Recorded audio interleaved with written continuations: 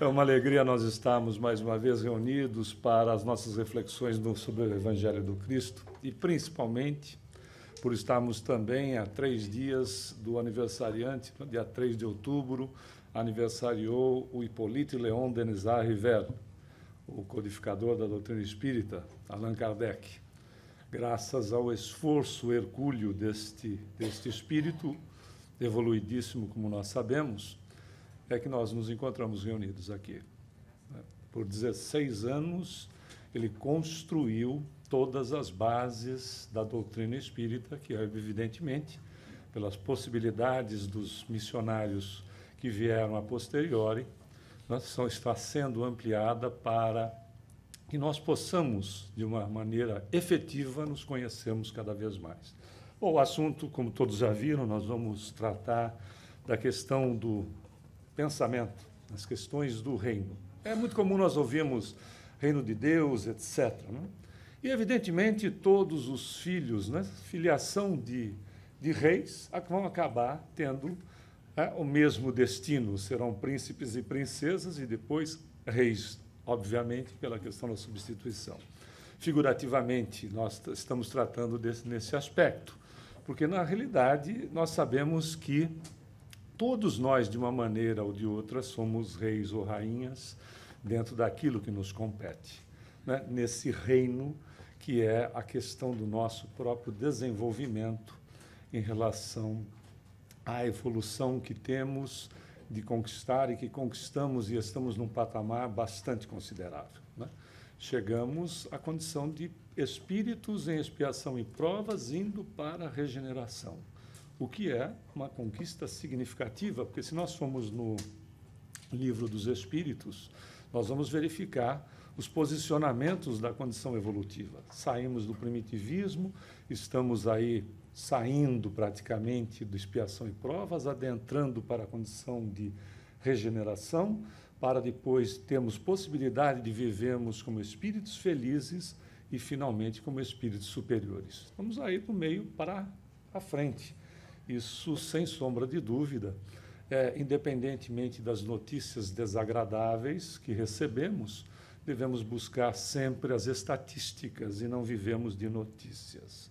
Porque as notícias, para serem vendidas, por vezes trazem a deformação de pequena parcela da sociedade, que é o que acaba vendendo, porque sai da normalidade. A normalidade é essa que nós temos na vida. A normalidade de 7 bilhões e 200 milhões de criaturas é exatamente semelhante à nossa, com grupos pequenos e isolados que ainda distorcem da realidade, do trabalho, do estudo, do interesse, da família e assim por diante. Bom, mas se somos reis dentro da nossa condição, e o somos de fato, de possibilidades que temos, utilizamos de ferramentas importantes na nossa existência, nesse nosso reino. E nós conhecemos algumas delas e vamos aqui relacionar. Por exemplo, a mente. Né? Essas são as ferramentas que esses reis e rainhas se utilizam. Ela vai agir qual dínamo gerador, proporcionando força criativa. Mas não só, somos muito mais do que isso. A vontade, que é literalmente uma usina cuja função é armazenar e distribuir a força gerada por aquele dínamo que é a mente. Tem mais o cérebro, que é o nosso instrumento de manifestação no plano atual, que traduz a mente e gerencia não só a formação dos pensamentos, como também sua ação física ou extrafísica. Não é só isso. Os sentimentos, que são os consultores e indutores na criação dos pensamentos, para também as emoções, que vão resultar na expedição ou recepção dos pensamentos próprios ou captados. Nós não falamos da população, que se estima em 7 bilhões e 200 milhões de criaturas.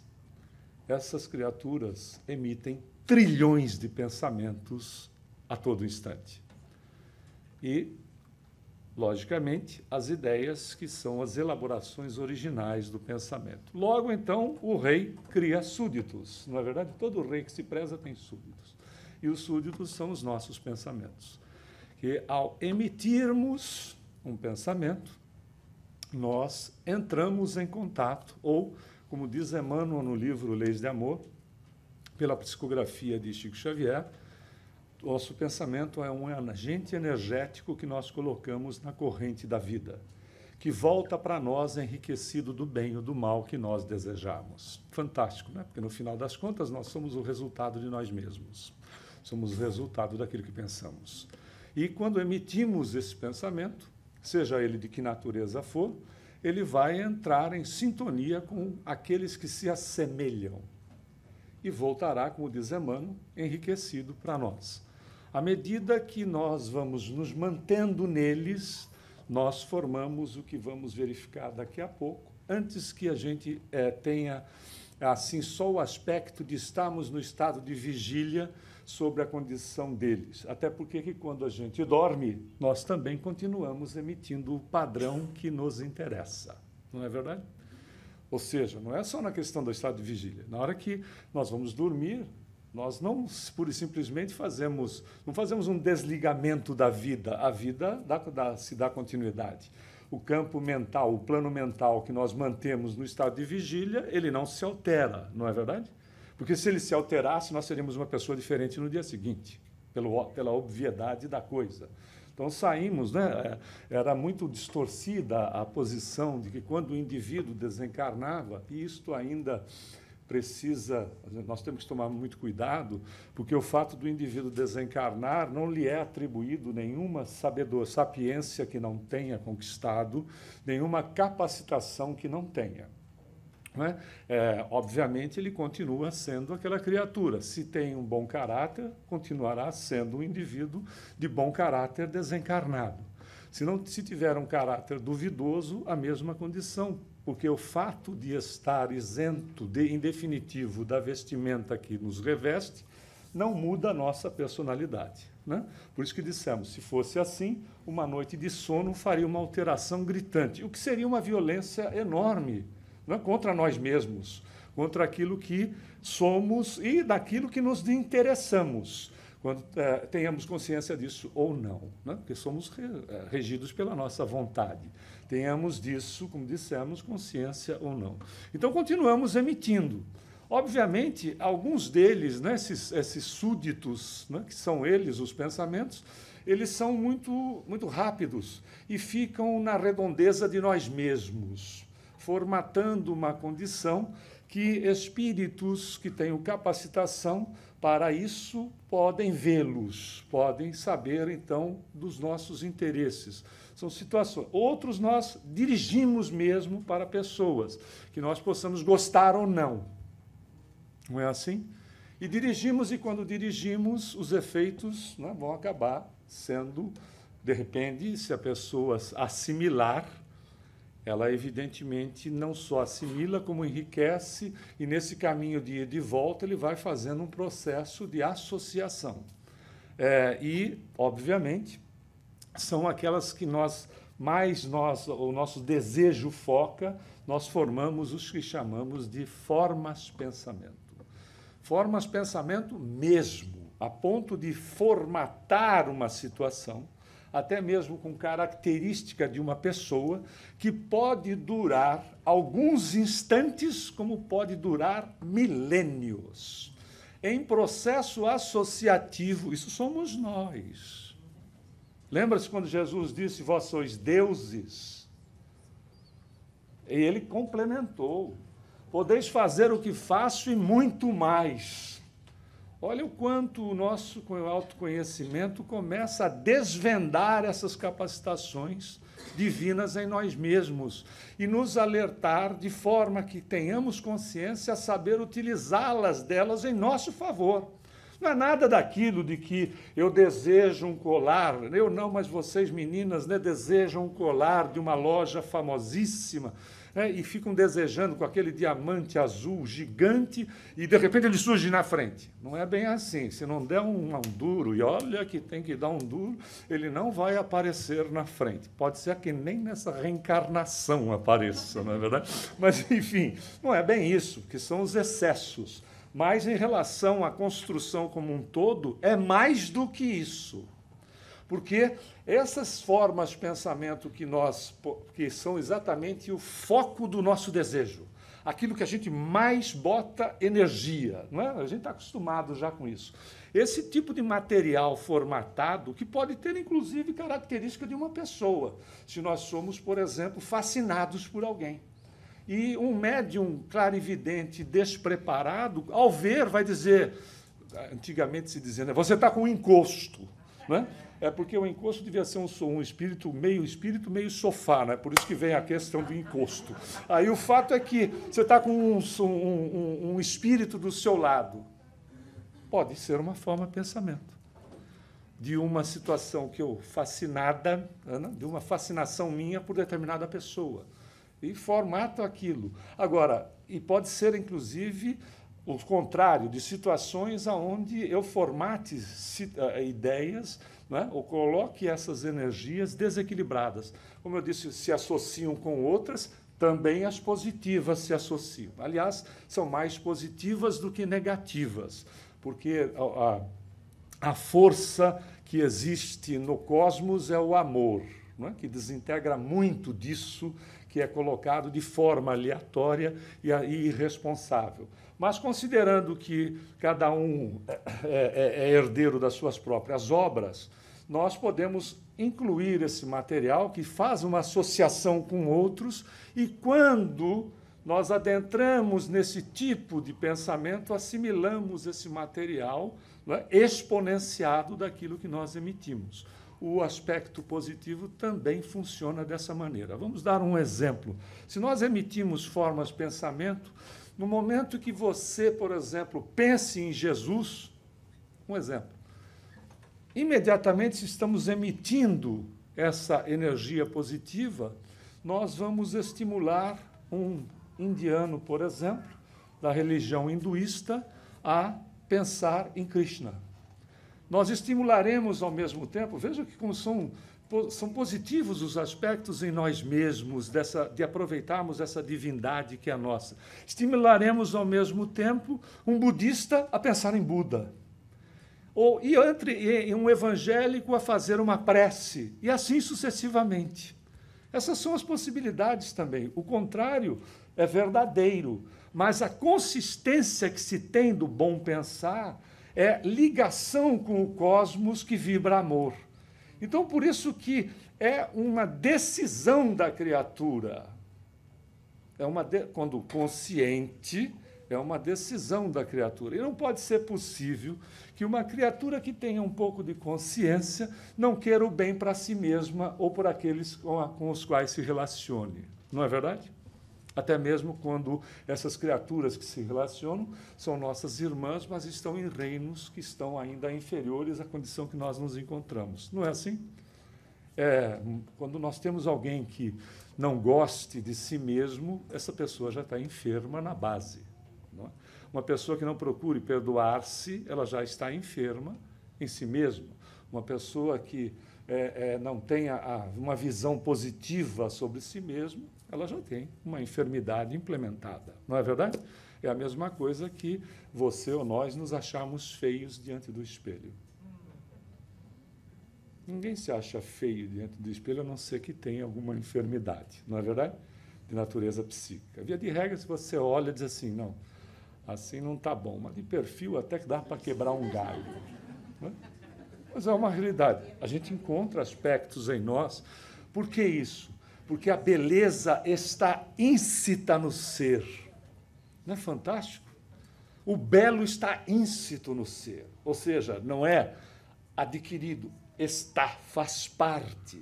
Por isso que você, de repente, vai a verificar a beleza, não só de uma outra pessoa, mas da natureza, daquilo que você goste. Porque aquilo te toca, porque faz parte da criatura. Isso é fantástico. Nós demos o exemplo da prece, mas pode ser qualquer situação. Admirar o belo é uma coisa que faz bem para nós mesmos. Por isso, essa projeção sobre nós. E o contrário é a enfermidade que está surgida. Mas é óbvio, como nós somos criaturas livres e Deus não nos impõe nada, a gente pode emitir aquilo que bem entende. Né?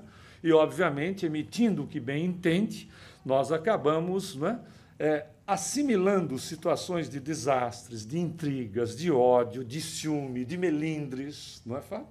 Porque se estamos emitindo um material, seria mais ou menos nessa configuração desta maneira. Mando para um indivíduo uma espada e recebo não só dele 3 de volta, mas por assimilação energética aquilo que de repente eu enviei. Tem um outro detalhe. Esse indivíduo que recebeu a espadada aqui, ou a facada, porque às vezes é exatamente isso que nós percebemos, né, em determinado tipo de situação, ele pode não estar aberto à assimilação. Não é fato? Que é da onde vem a história do corpo fechado. Tivemos uma ajuda aqui dos universitários, do corpo fechado. Aliás, foi uma moça, por acaso foi uma moça, podia ser um rapaz, naquelas filas intermináveis do Chico, que aquilo virava um consultório até altas horas da madrugada, lá no Grupo Espírita da Prece, que era o centro, o último centro que ele dirigiu, e aí a moça chegou e disse assim, Chico, eu posso fechar o meu corpo? Você sabe como é que é, né? Mal não faz, né? A gente tem umas... Ele disse, pode, minha filha. E ela disse, como? Aí é que o como é que é importante, né? Se basta que você tenha a consciência tranquila. Bom, não é verdade? Quando você tem a consciência tranquila, você coloca a cabeça no travesseiro e dorme. Não tem problema. Esse é o ponto. Né? Não é com espírito encarnado, desencarnado, não tem problema. Consciência tranquila é isso. Então, pode-se pegar, de repente, eu envio o pensamento na direção de uma criatura a qual ela está isolada da situação que eu estou emitindo. Mas vai ser um tipo bate e volta, sim ou não? Porque não vai ter assimilação de natureza energética, porque não está aberto para isso, mas nesse bate e volta vai havendo incorporação daquilo que, de repente, eu estou emitindo com mentes que pensam semelhantemente. Então, significa que o gatilho que o indivíduo aperta depende dos meus sentimentos, das minhas emoções, do que eu emito. Eu posso ser um coautor. Não sou quem aperta, mas sou aquele que coloca a gota que, por vezes, estava faltando no copo para lhe transbordar. Percebeu a nossa responsabilidade que aumenta à medida da nossa conscientização? Por isso que é justo, muito a quem muito foi dado, muito será pedido. Alguém vai nos colocar diante de um tribunal para inquisição dessa ou daquela natureza? Não. A nossa própria consciência é Jesus. Nessas horas é Jesus que nos chama. Mas nunca atenda, porque de repente é só de ida, né? Não tem a volta, né? Tem terrenos sendo doados no nosso lar. Quer um? Né? Pense bem. Aí vai que o nosso GPS erra o caminho, não é? E a gente não chega lá, vai saber. Então, o fato é que esses potenciais todos nossos que nós podemos explorar nos coloca, então, conscientes diante de nós mesmos. Né? Quanto mais conscientes, mais nós temos responsabilidade. Faz sentido, não? Não é? Então, a quem muito foi dado, muito será pedido. É uma questão de nós para conosco, porque o Senhor nos ama e ponto. E quando nós emitimos esse tipo de situação, o mínimo que acontece é enfermidades, desesperos, depressão e coisas do gênero. O mínimo. Quando não, surgem também quadros de completa insegurança. O indivíduo não sabe para onde ir. É aquela insegurança completa. Nada ele consegue realizar de uma maneira efetiva. Não é desse jeito? Fazendo um processo de autoanálise, nós vamos encontrando as respostas adequadas sobre as questões que nos afligem ou aquelas que nos fazem sentir bem e que nós podemos e devemos estimulá-las. Por quê? Porque somos criaturas merecedoras disso. O grande problema é que se implementa no inconsciente coletivo, se implementou muito fortemente em determinados tipos de religiões, e aqui não vai crítica nenhuma, isso é um processo histórico, condições do indivíduo estar exatamente sempre de mão trocada, sempre ser um processo de desvalorização da criatura. Imagine, Deus nos ama, ponto. Como uma criatura que nos ama, ponto, porque não tem vírgula, pode, de repente, não desvalorizar o ser amado. É uma questão básica, racional, não é? Mas tão simplória como uma criatura que ame nós mesmos, não é? Uma mãe. Não é? Existem poucas distorções? Existem, mas isso não é regra. A regra é a relação da mãe e filho, que o próprio Emmanuel vai dizer que quando nós queremos ver o amor de Deus materializado no mundo, olhe para o amor de uma mãe. Né? No nosso nível evolutivo, nada supera. Tanto é que a mãe dá a vida pelo filho, não é assim? O pai já quer negociar, já é diferente. Claro, porque não saiu de dentro das entranhas dele. Isso é uma realidade.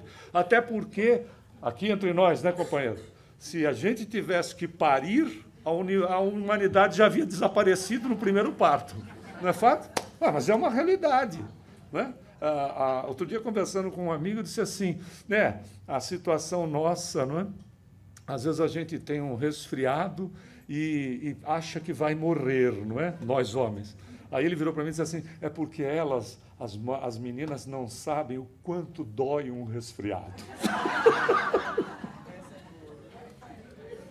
Cada um se defende como pode, não é verdade? Mas essa situação dessa insegurança, desse receio, dessas condições de um Deus que é castigador, que é castrador, isso tem que sumir da nossa frente, sim ou não? Como criaturas racionais, brilhantes que somos, olha as nossas conquistas.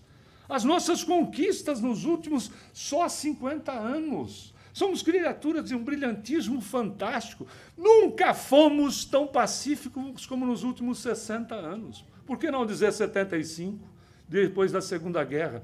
Não é porque as notícias nos trazem alarme, fazem alarme de uma violência que é mínima em relação às condições do que as criaturas estão realizando no planeta, mas são notícias, não são estatísticas. Nós já demos aqui em outras palestras números inteiros.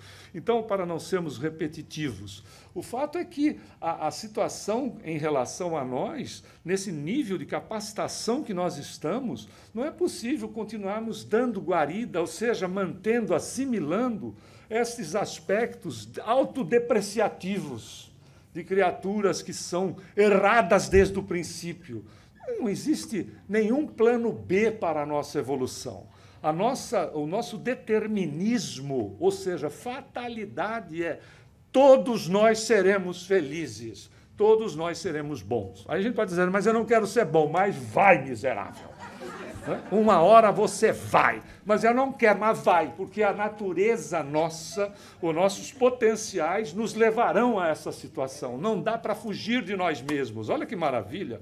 A gente tenta fugir e tem uma coisinha que puxa de volta. A gente tenta fugir porque é a natureza nossa. Né? Ou seja, somos bons em potência, somos deuses em potência. Esse potencial nos puxa de volta. A gente insiste, e quando insiste, começa a ter atrito. Atrito gera calor, que a gente chama de dor.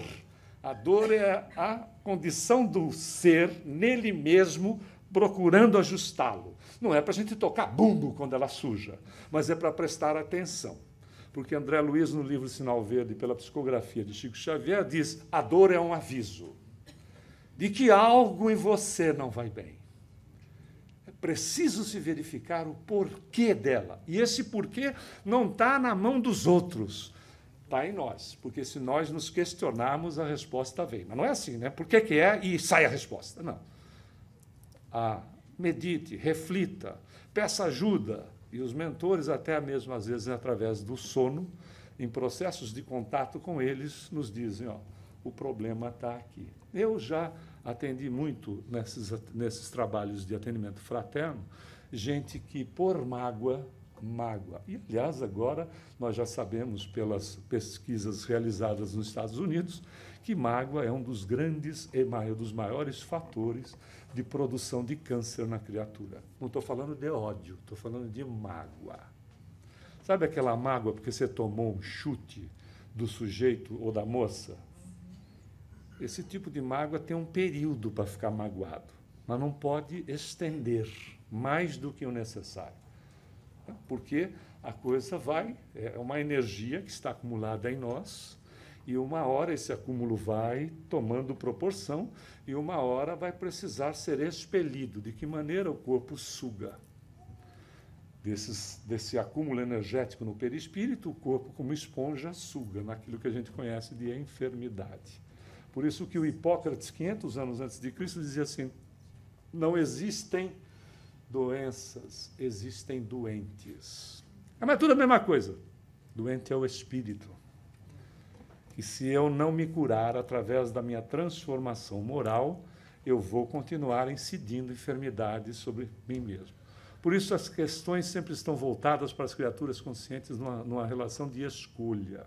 Para isso, nós fomos buscar, muita gente talvez conheça, é uma lenda de uma lenda Cherokee, dos índios Cherokees aqui dos Estados Unidos, onde eles falam sobre dois lobos, que o neto um dia chegou para o avô e perguntou, e disse para o avô da frustração que ele tinha sobre aquilo que um amigo, que ele considerava, havia feito com ele, né? Havia traído a confiança dele. E a gente sabe o quanto é difícil, né? A gente administrar esse tipo de situação, seja entre amigos, seja entre relacionamentos, etc. Há realmente uma quebra que chega a machucar de forma, às vezes, muito profunda. E ele, reclamando, o avô disse: olha, o ódio não te leva a coisa alguma, a não ser uma enfermidade, etc. Na realidade, eu tenho dentro de mim dois lobos. Um deles é pacífico, é tranquilo, não aceita provocações. Quando precise lutar, faz isso com coerência e justiça. Está sempre buscando a paz. O outro não. O outro tem ódio. Ele tem ódio de tudo e de todos. Então ele precisa lutar o tempo todo, não importa se tenha ou deixe de ter razão. O importante para ele é sempre estar agredindo quem possa surgir à sua frente. Esses dois lobos vivem dentro de mim e querem me dominar. E aí o neto pergunta: mas avô, quem é que vai vencer essa luta que é travada o tempo integral entre eles? O avô, falando baixinho para o neto, disse: quem eu alimentar. Não é uma questão de escolha. A gente alimenta aquilo que bem entende. Por isso, não deixe de alimentar em você beleza. Não deixe de alimentar beleza. Tenho certeza que vocês estão admirando as tatuagens, não é isso? Eu percebi. Percebi pela movimentação que vocês gostaram da tatuagem. Aliás, eu já contei essa, mas aconteceu uma nova numa casa espírita que nós estávamos esperando para dar palestra. A gente sempre espera na cantina, né? Desde quando o homem descobriu o fogo, a gente fica em torno da mesa, de uma maneira ou de outra. Bom, aí nós estávamos lá e, de repente, chegou uma jovem, na minha faixa etária, já muito jovem. Realmente era de uma beleza ímpar. Gostou do beleza ímpar? Não? Com as suas vestes, usava um vestido, não vai fantasiando, hein? Não vai fantasiando. Usava um vestido de um tecido fino que lhe marcava os contornos. E tinha um garotão do meu lado. E aí ela chegou, eu percebi que teve um link, claro, os dois jovens, né? Teve assim, né? Teve um link ali. Aí ela virou-se com cabelos soltos e tal, né, bem arranjados, né? Gostei. Ela, claro, né, para puxar a conversa com o cidadão, e eu estou ali observando. tive que fazer. Eu estava olhando a tatuagem dela, viu? Aí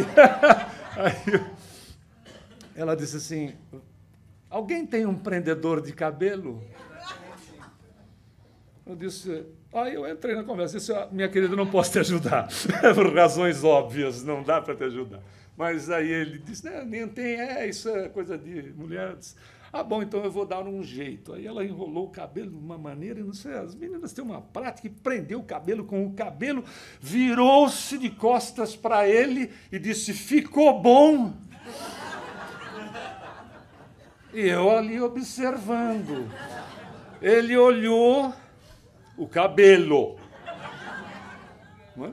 Ele analisou o cabelo. Aí ela saiu um pouco da frente dele, ele percebeu que eu estava assistindo a cena, ele disse assim, que beleza de perispírito, não? Você veja que é uma condição de avaliar a beleza interna das pessoas, não é verdade? Mas é que nós temos que, de fato, valorizar esse aspecto na vida em relação a tudo, desde que nós olhemos as coisas sem julgamento e usando do sentimento para com as pessoas. Até porque a gente já está meio que cansadinho de levantar essa espada para bater nos outros.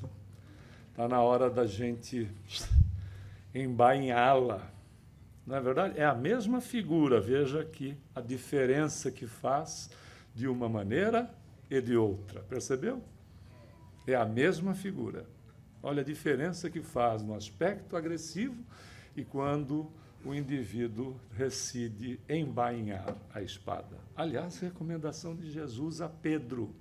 Quando chegaram os guardas do Sinédrio e o Pedro tirou da espada e desceu a espada na cabeça do sujeito, mas errou. Claro, ele não tinha interesse de cortar a orelha do sujeito, ele tinha interesse de atacar o indivíduo. E Jesus, além de curar o indivíduo que vinha prendê-lo, vira-se para Pedro e diz, embainha a tua espada, porque quem com ferro fere, com ferro será ferido. Ou seja, cuidado, porque você é o elemento causador. Os nossos pensamentos, por vezes, não têm poderes de verdadeiros canhões e não de espadas. Verdadeiros canhões e não de espadas. Cuidado, porque somos o elemento causador.